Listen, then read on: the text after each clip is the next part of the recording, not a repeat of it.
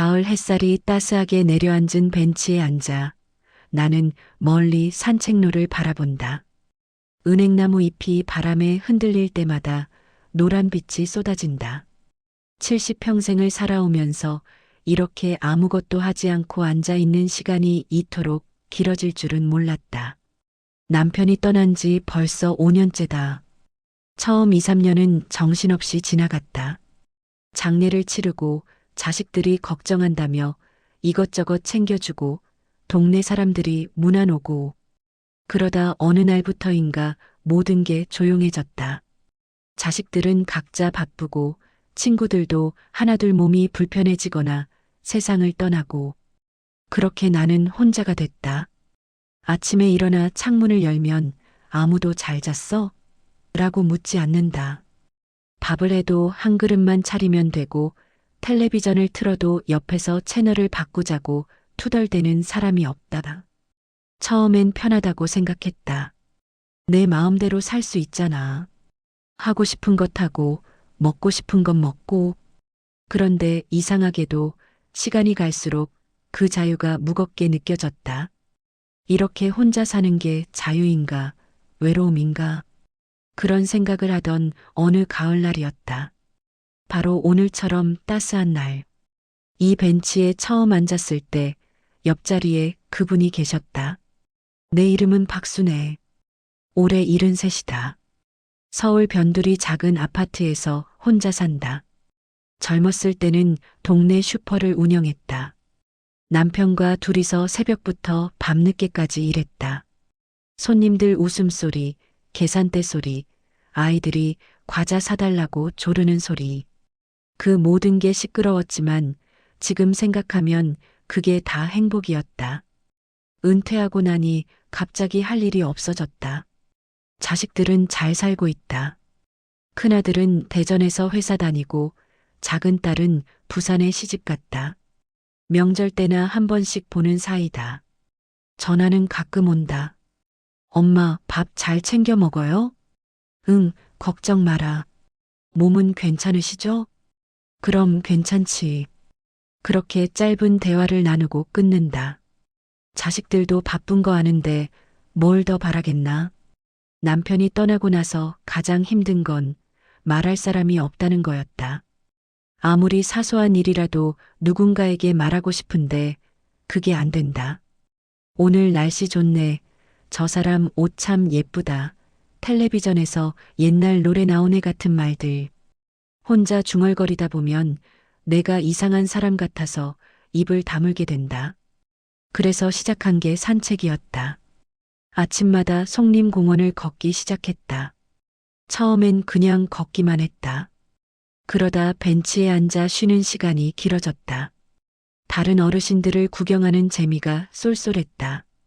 게이트볼 치시는 할아버지들, 체조하시는 할머니들, 강아지 산책 나온 사람들. 모두 각자의 일상을 살고 있었다. 나도 저렇게 누군가와 함께 무언가를 할 수 있을까 하는 생각을 했다. 그러던 어느 날 그분을 처음 봤다. 오전 10시쯤이었을 거다. 나는 평소처럼 벤치에 앉아 보온병에서 보리차를 따라 마시고 있었다. 봄바람이 불어와 머리칼이 흩날렸다. 손으로 머리를 쓸어 넘기는데 누군가 옆에 앉았다. 고개를 돌려보니 키 크고 마른 체격의 남자 어르신이셨다. 흰머리가 반쯤 섞인 머리를 단정하게 빗어 넘기셨고 갈색 점퍼를 입고 계셨다. 손에는 낡은 가방을 들고 계셨다. 여기 앉아도 될까요? 목소리가 낮고 부드러웠다. 나는 고개를 끄덕였다. 그러세요. 그렇게 우리는 아무 말 없이 나란히 앉아 있었다. 바람소리, 새소리, 아이들 웃음소리만 들렸다. 이상하게도 불편하지 않았다. 모르는 사람인데 오래전부터 알고 지낸 사람처럼 편안했다. 한참 후에 그분이 먼저 입을 열었다. 이 공원 참 좋네요. 저도 얼마 전에 이사 왔는데 이제야 여기를 알았어요. 그러세요? 저는 여기 산지 30년 됐어요. 아, 그렇군요. 그럼 이 동네 토박이시네요. 토박이까진 아니고 그냥 오래 살았죠. 대화는 자연스럽게 이어졌다.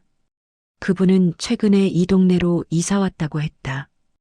혼자 사신다고 했다. 아내를 7년 전에 먼저 보냈다고. 자식은 딸 하나인데 캐나다에 산다고 했다. 자주 통화는 하시나요? 한 달에 한 번? 그것도 제가 먼저 전화해야 받죠. 뭐, 바쁜 거 알으니까요. 그 말을 할 때 그분의 얼굴에 스치는 외로움을 나는 느낄 수 있었다. 나와 똑같은 표정이었다. 저도 그래요. 자식들 다 멀리 있어요. 명절 때나 보죠. 그럼 우리 같은 처지네요. 그분이 빙그레 웃었다. 그 웃음이 참 따뜻했다. 그날 이후로 우리는 자주 그 벤치에서 마주쳤다. 처음엔 우연인 줄 알았다. 그런데 일주일에 서너 번은 꼭 그곳에서 만났다.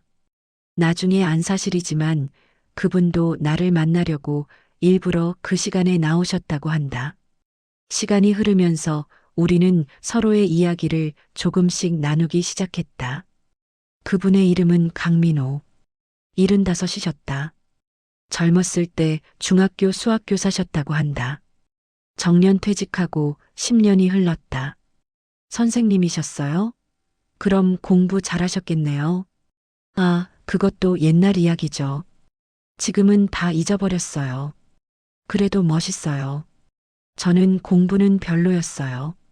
어릴 때 형편이 어려워서 중학교도 못 나왔어요. 그게 뭐가 대수예요. 인생은 학교에서 배우는 게 아니잖아요. 그분은 항상 그런 식으로 말했다. 나를 작게 느끼게 하지 않았다. 오히려 내가 살아온 삶을 존중해주는 느낌이었다. 우리는 매일 같은 시간에 만나 공원을 함께 걸었다. 2바퀴, 3바퀴. 천천히 걸으면서 이런저런 이야기를 나눴다. 날씨 이야기, 동네 이야기, 텔레비전 프로그램 이야기. 별거 아닌 이야기들이었지만 그게 참 좋았다. 어느 날은 그분이 작은 카메라를 가져오셨다. 사진 찍는 게 취미예요. 요즘 다시 시작했어요. 와, 멋있네요. 저도 찍어주실 수 있어요? 그럼요. 여기 서보세요. 나는 은행나무 아래 섰다. 그분은 카메라를 들어 조심스럽게 셔터를 눌렀다. 사진을 찍힌 게 몇 년 만인지 모르겠다. 왠지 얼굴이 화끈거렸다. 한 장 더 찍을게요. 이번엔 웃어보세요. 아이고, 부끄러워라. 하지만 나는 웃었다. 오랜만에 마음에서 우러나오는 웃음이었다.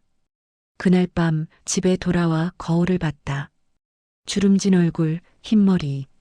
하지만 눈빛만큼은 예전과 달랐다.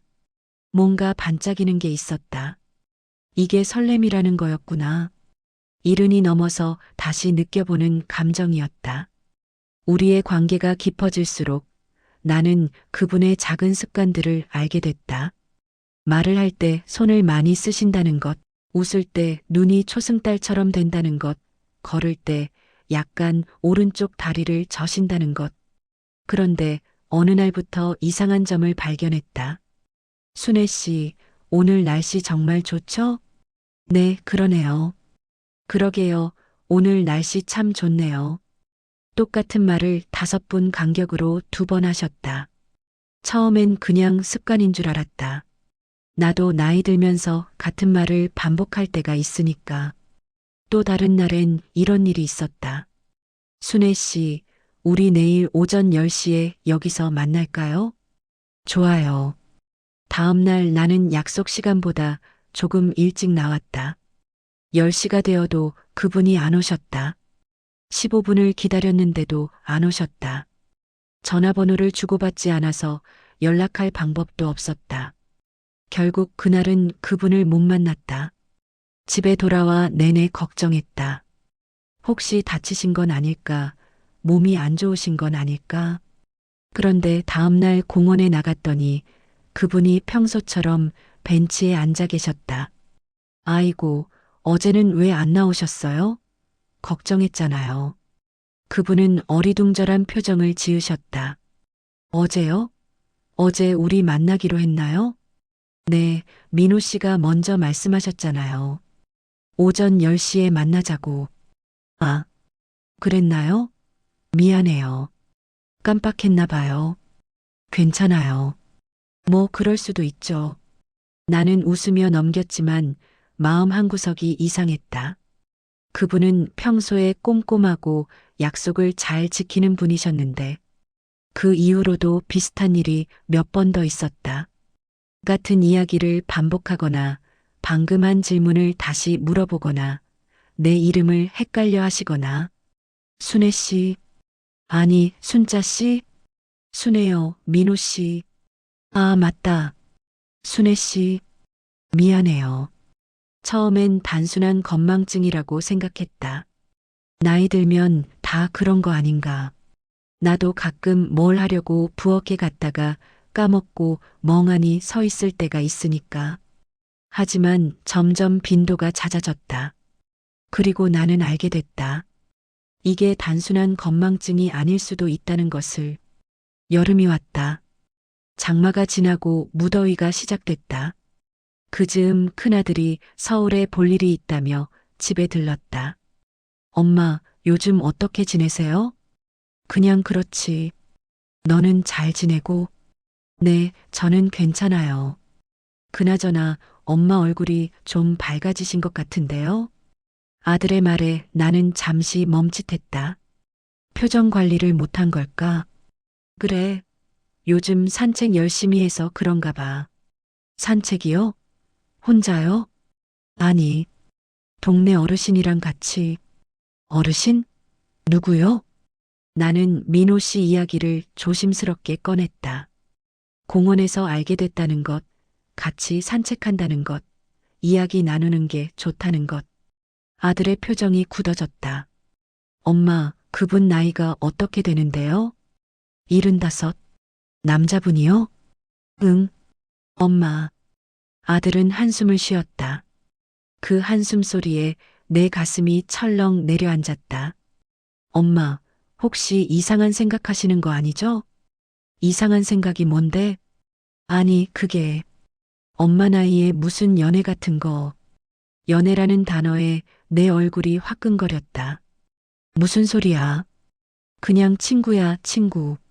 친구면 다행인데 요즘 노인 대상 사기도 많고 그래요. 조심하셔야 돼요. 야, 그 사람 그런 사람 아니야. 엄마는 어떻게 알아요? 한두 달 알았다고. 아들의 말이 틀린 건 아니었다. 하지만 왠지 기분이 상했다. 내가 판단력이 없는 사람처럼 취급받는 기분이었다. 됐어, 알아서 할게. 너나 신경 써. 엄마, 제가 걱정돼서 그러는 거예요. 걱정은 무슨.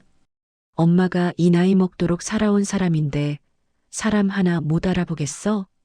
대화는 그렇게 끝났다. 아들은 더 이상 말을 꺼내지 않았지만 그날 밤 나는 잠을 이루지 못했다. 정말 내가 이상한 걸까? 이른이 넘어서 누군가를 만나고 설레는 게 우스운 일일까? 아들과의 대화 이후로 나는 주변 시선이 신경 쓰이기 시작했다. 동네 사람들이 우리를 보면 뭐라고 생각할까? 혹시 이상하게 볼까? 어느 날 슈퍼에 갔는데 옛날에 알던 아줌마가 말을 걸었다. 어머, 순애 씨. 요즘 남자 어르신이랑 자주 다니시던데? 아, 네. 그냥 산책같이 해요. 어머, 좋겠다. 나이 들어서도 친구 있으면 좋죠. 친구라는 단어에 나는 애매하게 웃었다. 근데 조심하세요. 요즘 노인들 노리는 사기꾼도 많대요. 또 사기꾼 이야기였다. 왜 다들 나를 속기 쉬운 사람으로 보는 걸까? 고맙습니다. 조심할게요. 그렇게 대답하고 서둘러 나왔다. 집에 돌아오는 길에 생각이 복잡했다. 민호 씨와의 관계를 뭐라고 정의해야 할까? 친구? 연인?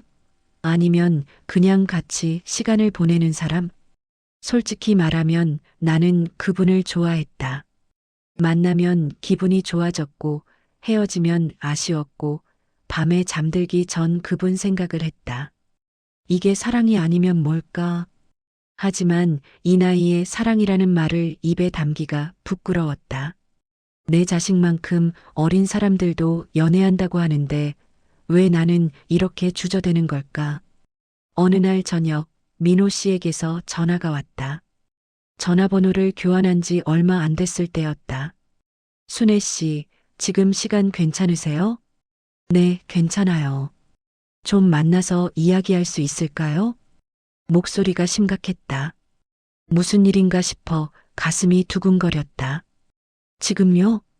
네, 공원 벤치에서 만날 수 있을까요? 알겠어요. 지금 나갈게요. 나는 서둘러 옷을 챙겨 입고 집을 나섰다. 저녁 8시쯤이었다. 공원에는 사람이 별로 없었다. 가로등 불빛 아래 민호 씨가 서 계셨다. 무슨 일이세요? 그분은 한참을 말없이 서 있다가 입을 열었다. 순애 씨, 저 고백할 게 있어요. 고백이요? 사실 제 딸이 최근에 한국에 들어왔어요. 어머, 그래요? 좋겠네요. 그런데 딸이 저를 캐나다로 데려가려고 해요. 그 말에 나는 얼어붙었다. 캐나다로요? 네. 딸이 혼자 두기 걱정된다고 같이 살자고 하네요. 그럼 가실 거예요? 민호 씨는 대답하지 않았다. 그 침묵이 답이었다. 언제 가시는데요? 다음 달 말쯤. 한 달. 한 달밖에 안 남았다. 왜 진작 말씀 안 하셨어요? 말할 타이밍을 못 찾았어요. 그리고 솔직히 저도 어떻게 해야 할지 모르겠어요. 뭐가요? 순애 씨를 만나면서 제 인생에 다시 의미가 생긴 것 같았어요. 아침에 일어나는 게 기대됐고 하루하루가 즐거웠어요. 그런데 딸은 제가 혼자 있는 게 걱정된대요. 나는 뭐라고 대답해야 할지 몰랐다. 가지 말라고 할 수도 없고 가라고 할 수도 없었다. 딸이 걱정하는 게 당연하죠. 가족이니까. 순애 씨는 어떻게 생각하세요? 저요? 저야. 민호 씨 행복이 중요하죠. 행복이요? 네. 딸과 함께 사는 게 행복하시다면 가셔야죠. 그날 밤 나는 집에 돌아와 한참을 울었다. 왜 이렇게 마음이 아픈지 모르겠었다. 겨우 몇 달 알았을 뿐인데 이별이 이렇게 힘든지. 하지만 다음 날 아침 나는 결심했다. 남은 한 달 동안 최대한 좋은 시간을 보내자고. 그리고 웃으며 보내드리자고. 민호 씨가 떠날 날이 다가올수록 그분의 이상한 행동은 더 잦아졌다. 어느 날은 산책 중에 길을 잃으셨다. 우리가 매일 걷는 익숙한 코스였는데 갑자기 어디로 가야 할지 모르겠다고 하셨다. 여기가 어디죠? 민호 씨, 송림공원이에요. 우리 매일 오는 곳이잖아요. 아, 그렇구나. 미안해요, 순애 씨. 요즘 자꾸 이러네요. 또 어느 날은 같은 질문을 10번도 넘게 하셨다. 오늘 며칠이죠? 9월 15일이에요. 5분 후. 오늘 며칠이에요? 9월 15일이요. 민호 씨. 또 5분 후. 오늘이 며칠이더라? 나는 점점 불안해졌다. 이게 단순한 건망증이 아니라는 확신이 들었다. 어느 날 민호 씨 가방에서 종이 한 장이 떨어졌다. 나는 그걸 주워드리려다가 글씨를 보게 됐다. 신경과 예약 마이너스 9월 20일 오전 10시. 신경과. 왜 신경과에 가시는 걸까? 민호 씨, 이거. 아, 그거. 그냥 정기 검진이에요. 신경과요? 네. 요즘 머리가 자주 아파서요. 거짓말이었다. 그분이 나찬 계속 눈빛이 흔들렸다. 뭔가 숨기고 계신 게 분명했다. 민호 씨, 저한테 말씀해 주세요. 뭔가 문제가 있으세요? 아니에요, 순애 씨.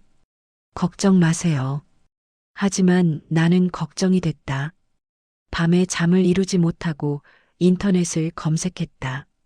건망증, 반복 질문, 길 잃음. 이 증상들이 의미하는 것. 치매. 그 단어가 화면에 떴을 때 나는 숨이 멎는 것 같았다. 9월 20일. 나는 민호 씨를 설득해서 병원에 동행했다. 혼자 가셔도 되는데 제가 같이 가면 안 될까요? 괜찮을 텐데. 걱정돼요. 같이 가게 해주세요. 결국 그분은 고개를 끄덕이셨다. 병원 대기실은 조용했다. 나이 드신 분들이 대부분이었다. 우리처럼 손을 꼭 잡고 앉아 있는 노부부도 보였다. 민호 씨의 이름이 호명됐다. 나는 진료실 밖에서 기다렸다. 30분이 지나고 40분이 지났다. 1시간쯤 됐을 때 문이 열렸다. 민호 씨가 나오셨다. 얼굴이 창백했다. 어떻게 됐어요? 집에 가서 이야기해요. 우리는 말없이 택시를 타고 민호 씨 집으로 갔다. 작은 원룸이었다. 깔끔하게 정리돼 있었지만 여기저기 메모지가 붙어 있었다. 가스 잠그기, 문 잠그기, 약 먹기 마이너스 아침 저녁. 그제서야 나는 알았다. 그분이 얼마나 애쓰고 계셨는지를. 순애 씨 앉으세요. 민호 씨는 차를 끓여주시고 천천히 입을 열었다. 의사 선생님이 경도인지장애래요. 치매 초기 단계. 치매. 그 단어를 직접 듣는 순간 세상이 무너지는 것 같았다. 얼마나 진행된 거예요? 아직 초기래요. 약을 먹으면 진행 속도를 늦출 수 있대요. 하지만요? 완치는 안 된대요. 시간이 지나면 점점 나빠진다고. 민호 씨의 목소리가 떨렸다. 그래서 딸이 저를 데려가려는 거예요. 혼자 두면 위험하다고. 그리고요? 순애 씨한테 짐이 될까봐 걱정됐어요. 짐이요? 네. 이런 병을 가진 사람이랑 같이 있으면 순애 씨만 힘들어질 거잖아요. 나는 그분의 손을 꼭 잡았다. 그건 제가 판단할 일이에요. 하지만, 민호 씨, 저도 완벽한 사람 아니에요. 저도 무릎 아프고, 귀 잘 안 들리고, 눈도 침침해요. 우리 나이에 어디 하나 안 아픈 데가 있나요? 그래도 이건 다르잖아요. 뭐가 달라요? 아픈 건 아픈 거예요. 하지만 민호 씨는 고개를 저었다.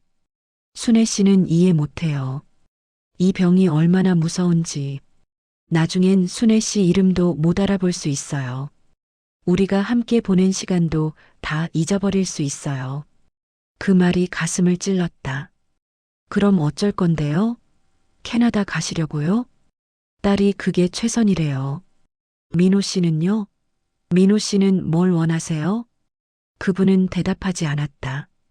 그저 창밖을 바라볼 뿐이었다. 그날 이후로 민호 씨는 연락을 끊으셨다. 전화를 해도 받지 않고 문자를 보내도 답이 없었다. 공원에도 나오지 않으셨다. 나는 매일 같은 벤치에 앉아 기다렸다. 혹시 나오시지 않을까? 하지만 일주일이 지나도 그분은 나타나지 않았다. 나는 점점 무너졌다. 밥맛이 없었고 잠도 오지 않았다. 텔레비전을 켜도 아무것도 눈에 들어오지 않았다. 어느 날 작은 딸에게 전화가 왔다. 엄마, 목소리가 왜 그래요? 어디 아파요?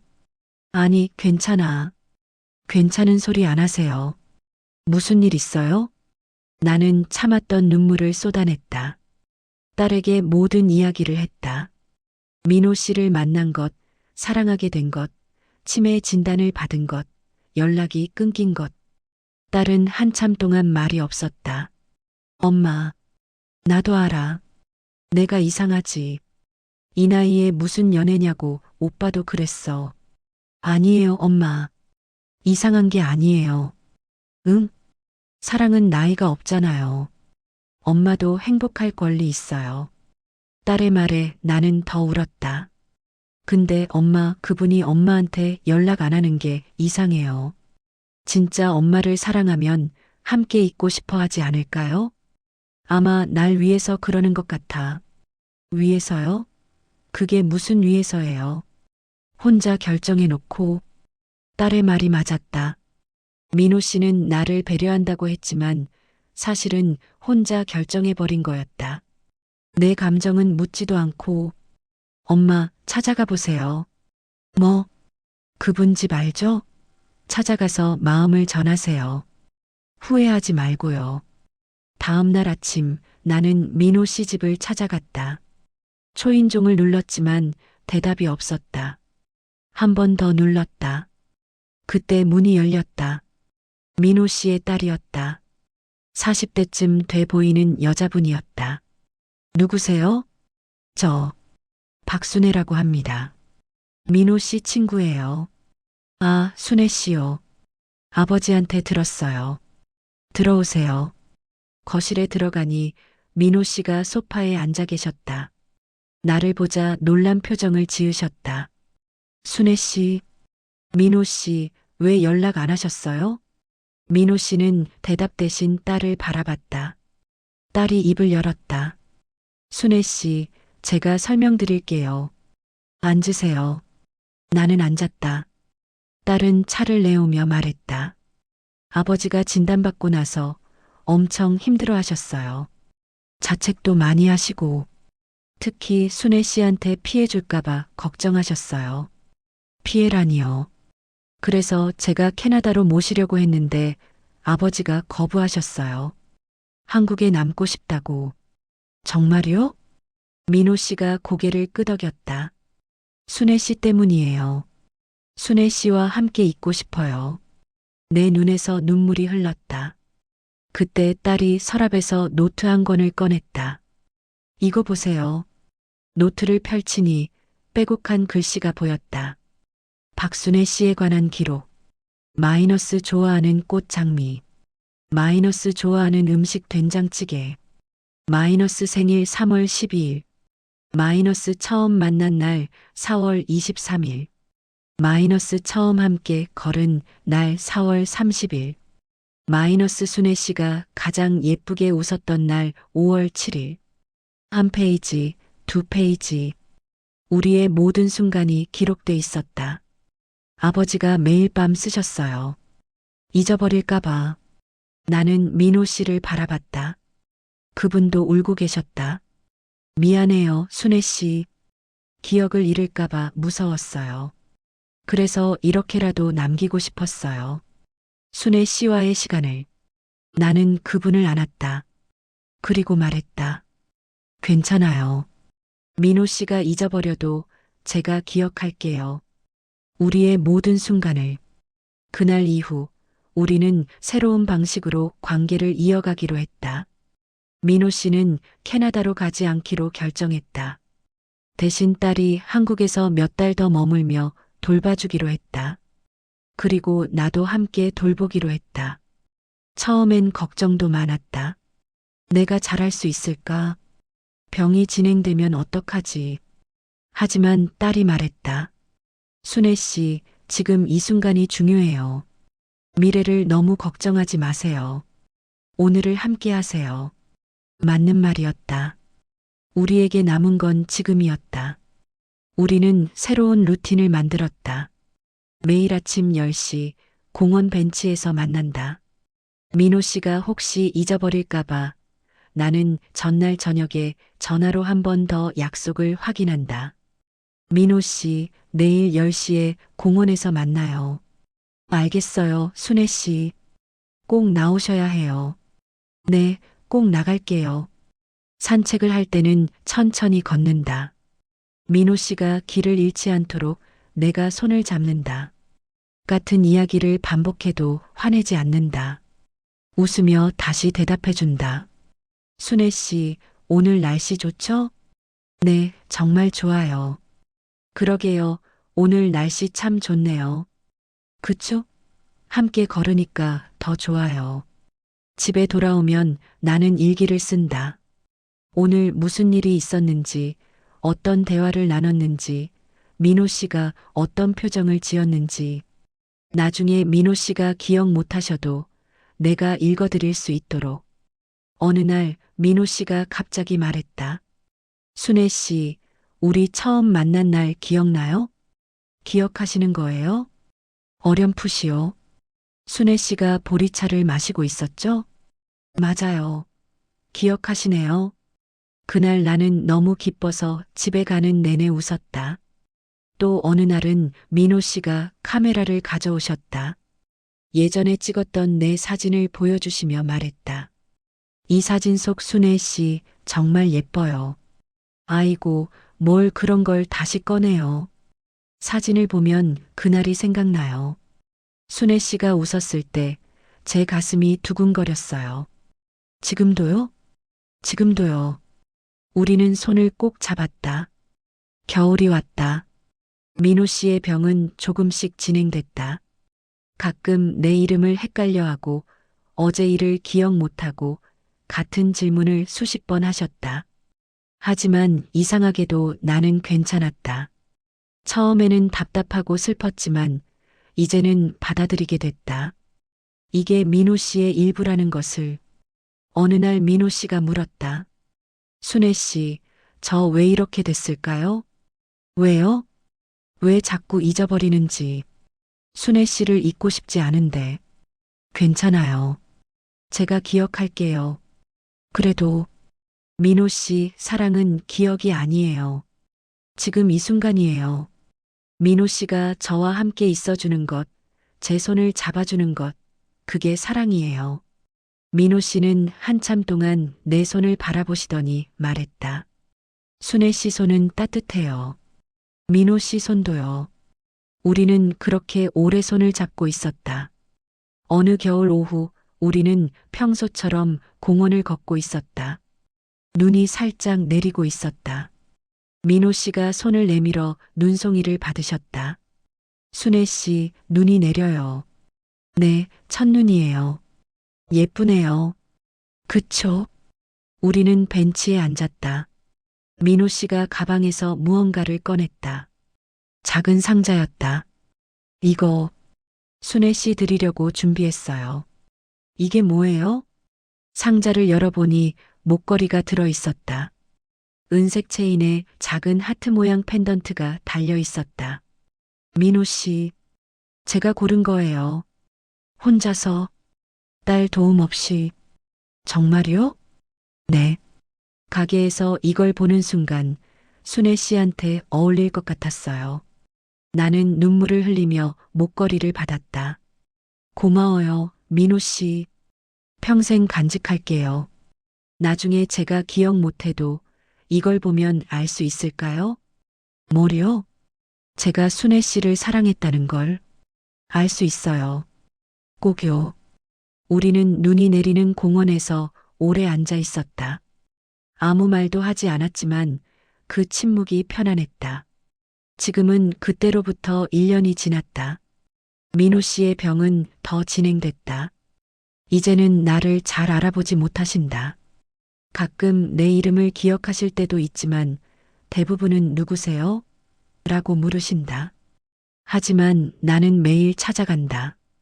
요양원에 계신 민호 씨를 만나러. 안녕하세요, 저예요. 순애예요. 순애요? 누구죠? 친구예요. 함께 산책하던 친구. 아, 그랬나요? 네. 민호 씨, 오늘 날씨 좋아요. 나가실래요? 좋아요. 우리는 요양원 정원을 천천히 걷는다. 민호 씨는 내가 누군지 기억 못하지만 내 손은 꼭 잡으신다. 손이 따뜻하네요.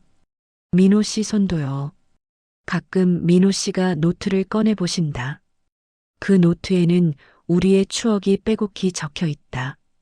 이게 뭐죠? 민호 씨가 쓰신 거예요. 우리 이야기. 우리요? 네. 읽어드릴까요? 그래요. 나는 노트를 펼쳐 읽어드린다. 순애 씨를 처음 만난 날. 봄날 오전 10시. 송림공원 벤치. 순애 씨는 보리차를 마시고 있었다. 바람에 머리카락이 흩날렸다.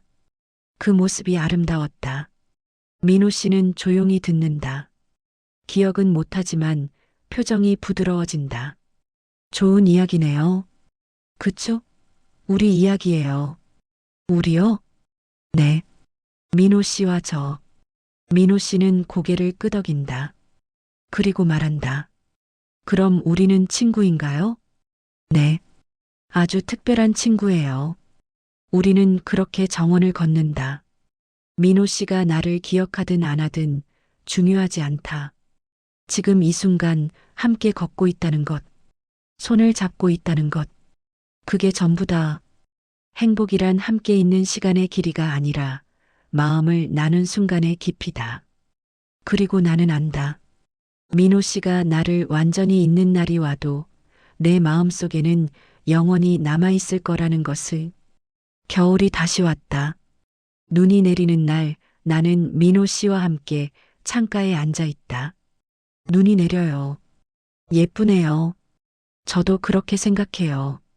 민호 씨가 갑자기 내 손을 꼭 쥐신다. 그리고 조용히 말한다. 당신이 누군지는 모르겠지만 함께 있으니 마음이 편해요. 나는 웃으며 대답한다. 저도요. 그리고 우리는 함께 눈을 바라본다. 끝. 이 이야기를 들으신 당신께 드리는 작은 제안입니다. 1. 오늘 누군가에게 먼저 말을 걸어보세요. 공원에서, 동네에서, 마트에서 작은 인사가 새로운 인연의 시작입니다. 2. 나이는 핑계가 아닙니다. 사랑하고 설레고 행복할 권리는 누구에게나 있습니다. 3. 지금 이 순간을 기록하세요. 일기든 사진이든 메모든 기억은 흐려져도 기록은 남습니다. 4. 혼자가 아닙니다. 주변을 둘러보세요. 당신처럼 외로운 사람이 있을 겁니다. 손을 내밀어 보세요. 5. 건강 체크를 미루지 마세요. 작은 이상 신호도 무시하지 말고 병원에 가보세요. 조기 발견이 중요합니다. 6. 가족에게 마음을 표현하세요. 사랑한다는 말, 고맙다는 말. 늦지 않았습니다. 여기까지 들어주셔서 정말 고맙습니다. 이 이야기가 마음 한구석에 남으셨다면 구독과 좋아요 한 번씩 눌러주시면 저한테 큰 힘이 됩니다. 다음 이야기에서 또 뵙겠습니다. 오늘 하루도 평안하세요.